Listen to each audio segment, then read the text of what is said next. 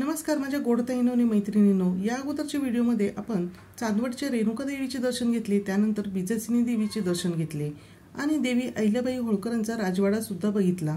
महेश्वर मंदिराचे दर्शन घेऊन आता आम्ही पोहोचलेलो आहोत ते म्हणजे ओंकारेश्वर इथे।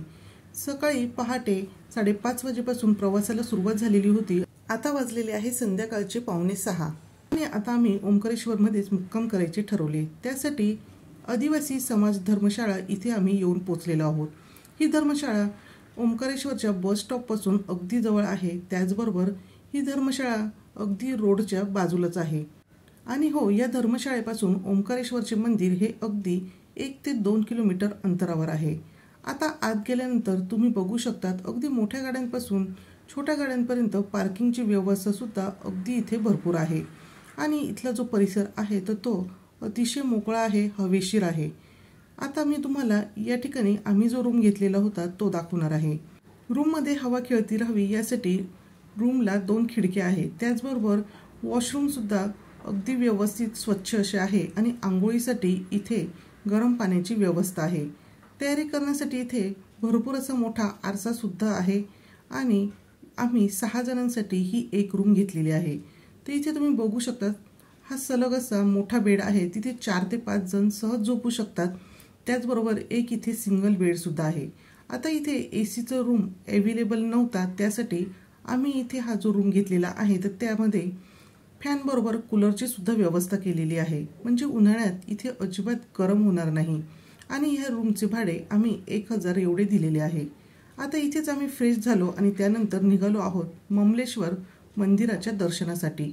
तर साधारणतः आता वाजलेले आहेत 6:30 आणि या मंदिरामध्ये कॅमेरा आणि मोबाईल अजिबात अलाउड नव्हते, म्हणून मी इथे जास्त शूट हे करू शकले नाही। ममलेश्वरच्या अगदी समोरच्या बाजूला म्हणजेच नदीच्या पलीकडे ओंकारेश्वर मंदिर आहे। तिथे जाण्यासाठीचा पहिला मार्ग म्हणजे तुम्ही असे बोटीने जाऊ शकतात, पण इथे अंधार झालेला होता त्यामुळे बोट ह्या बंद झालेल्या होत्या। पण जर तुम्ही अंधार होण्या अगोदरच इथे आलात आणि जर बोट चालू असतील तर तुम्ही बोटीने सुद्धा ओंकारेश्वरचे दर्शन हे घेऊ शकतात। आणि तिथपर्यंत जाण्याचा दुसरा मार्ग म्हणजे ब्रिज। तर अशा पद्धतीचं ब्रिज इथे आहे आणि हा ब्रिज ओलांडून सुद्धा तुम्ही ओंकारेश्वर मंदिरापर्यंत जाऊ शकतात। अगदी 10 ते 15 मिनिटाचे हे अंतर आहे।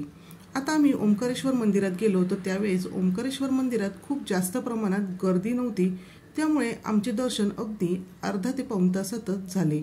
ओंकारेश्वर हे एकच असे ज्योतिर्लिंग आहे जे 2 भागात विभागले गेलेले आहे, त्यामुळे ममलेश्वर आणि ओंकारेश्वर असे 2 दर्शन घेतल्यावरच ओंकारेश्वरचे दर्शन हे पूर्ण होते।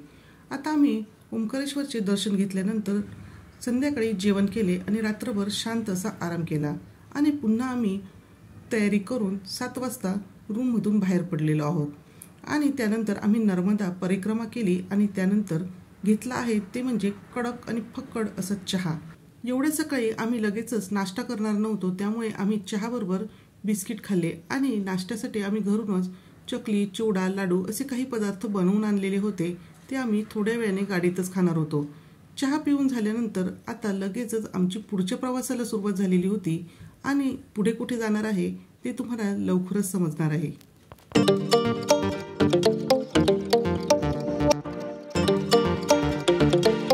ओंकारेश्वरवरून आता आम्ही आलेलो आहोत सिहोरीतील कुबेरेश्वर धाम येथे आणि हे आहे कुबेरेश्वर धामचे प्रवेशद्वार।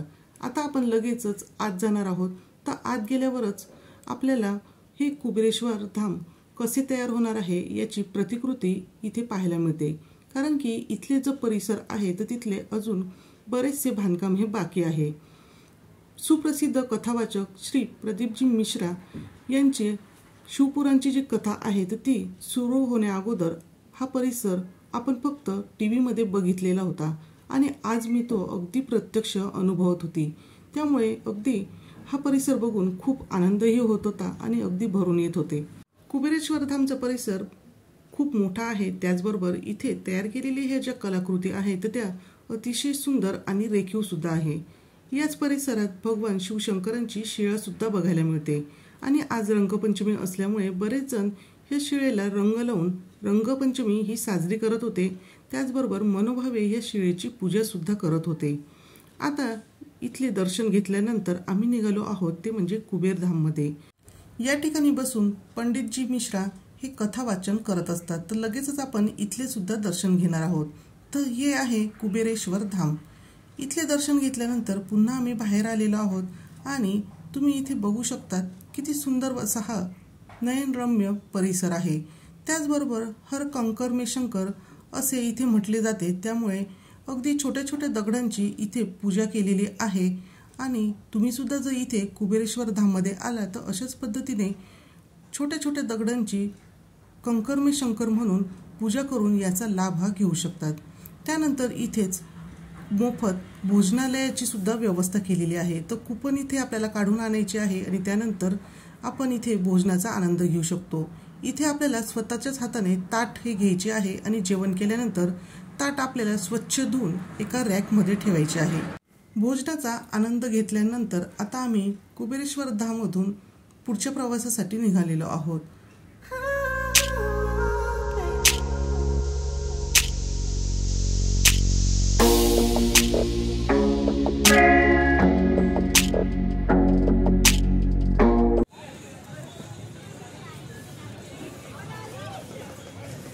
आता मी आलेली आहे महाकालेश्वरला, उज्जैनला, आणि आता आपण उज्जैनचे महाकालेश्वरचे दर्शन घेणार आहोत। तर इथे तुम्ही आजूबाजूचा परिसर बघू शकता। महाकालेश्वर दर्शना अगोदर इथे आम्ही आलो आहोत ते म्हणजे बडा गणेश गणपती मंदिरामध्ये। तर खूपच सुंदर ही मूर्ती आहे आणि या मंदिराच्या परिसरात आपल्याला पाहायला मिळते ते म्हणजे नवग्रहाचे मंदिर। तर याचे सुद्धा आम्ही दर्शन घेतलेले आहे। याच गणपती मंदिराच्या परिसरात अजून काही देवदेवतांची मंदिरं आहेत, तर ती सुद्धा आम्ही बघितली आणि त्याचे सुद्धा आम्ही दर्शन घेतले।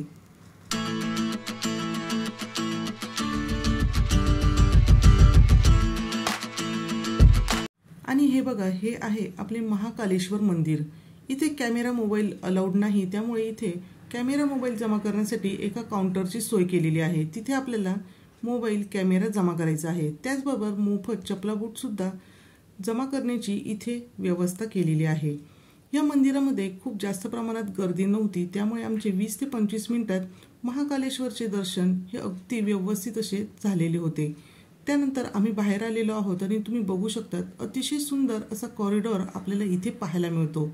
रात्रीच्या वेळी इथे खूप छान अशी रोषणाई केलेली असते, त्यामुळे दिवसापेक्षा रात्री इथे कॉरिडॉर बघण्यासाठी खूप जास्त प्रमाणात गर्दी असते।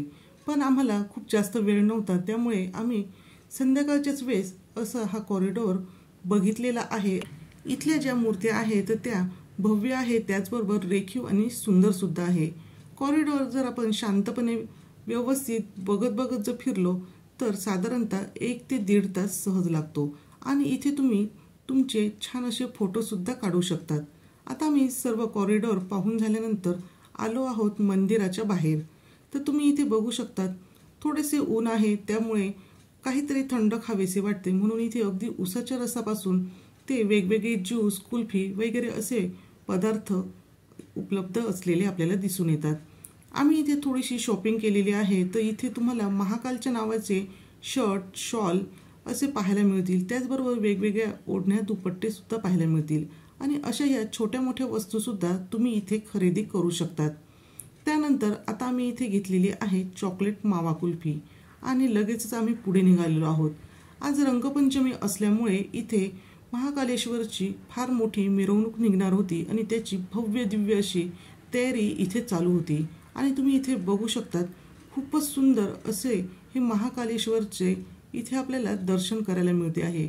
इथली सजावट सुद्धा अगदी नयनरम्य आहे आणि सुंदर अशी फुलांची सजावट सुद्धा इथे केलेली आहे। तर इथे कशा पद्धतीची मिरवणूक निघणार आहे तर याचा थोडासा व्हिडिओ मी इथे तुमच्याबरोबर शेअर करते आहे।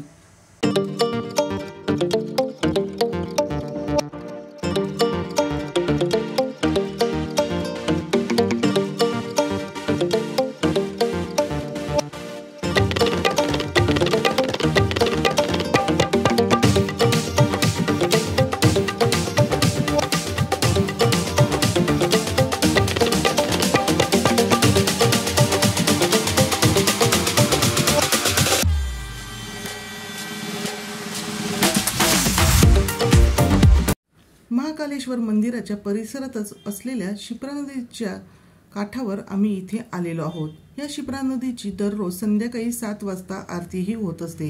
जर तुम्ही उज्जैनमध्ये मुक्काम करणार असाल तर तुम्ही नक्कीच या आरतीचा लाभ घेऊ शकता।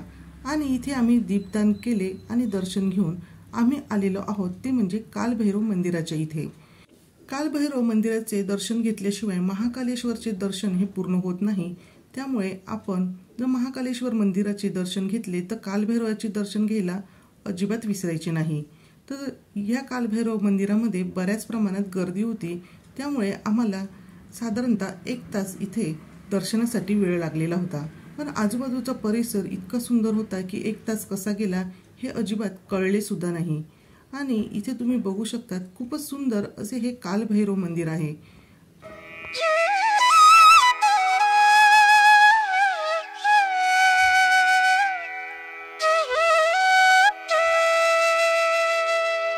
चला मग तुम्ही सुद्धा माझ्याबरोबर कालभैरवाचे दर्शन घ्या।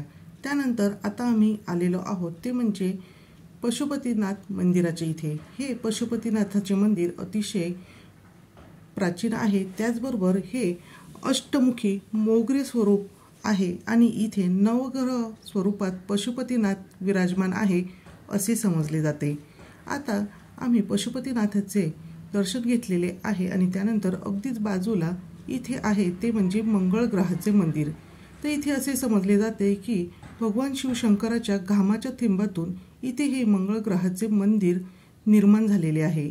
ज्यांची लग्न जमत नाही असे इथे या मंगळ ग्रहाच्या मंदिरात दर्शनासाठी येतात आणि नवस बोलतात। तर इथले सुद्धा हे मंगळ ग्रह मंदिर खूपच सुंदर आहे, तिथले आम्ही दर्शन घेतलेले आहे। आणि मंगळ ग्रहाच्या मंदिराला प्रदक्षिणा मारतानाच इतर मंदिरांबरोबर आपल्याला पाहायला मिळते ते म्हणजे पृथ्वी मातेचे मंदिर। तर पृथ्वी माता ही मंगळ ग्रहाची आई आहे आणि हे मंगळ ग्रहाचे मंदिर आणि पृथ्वी मातेचे मंदिर हे अगदी समोरासमोर आहे। अशा पद्धतीने आम्ही उज्जैनमधल्या काही मंदिरांचे दर्शन घेतले आणि माझ्याबरोबर तुम्ही सुद्धा या मंदिरांचे दर्शन हे घेतलेच असेल। असा हा 2 दिवसाचा जो प्रवास केला तो मी तुमच्याबरोबर इथे जेवढा शक्य झाला तेवढा शेअर केलेला आहे। जर तुम्ही उज्जैनमध्ये मुक्काम करणार असाल तर इथे 1500 ते 2000 मध्ये तुम्हाला AC नॉन AC रूम हे मिळून जातील।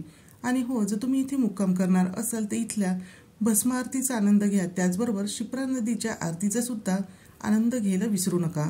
आमच्याजवळ थोडा वेळ कमी होता, त्यामुळे आम्ही लगेचच इथे उज्जैनमध्ये मुक्काम न करता घरी परतलेलो आहोत। तर तुम्हाला आमचा हा प्रवास कसा वाटला हे कमेंट करून नक्कीच सांगा। आणि जर व्हिडिओ आवडला असेल तर व्हिडिओला लाईक करा, शेअर करा आणि हो, नवीन असाल तर सबस्क्राईब करायला अजिबात विसरू नका। पुन्हा भेटूया असेच एका छानशा व्हिडिओ सोबत।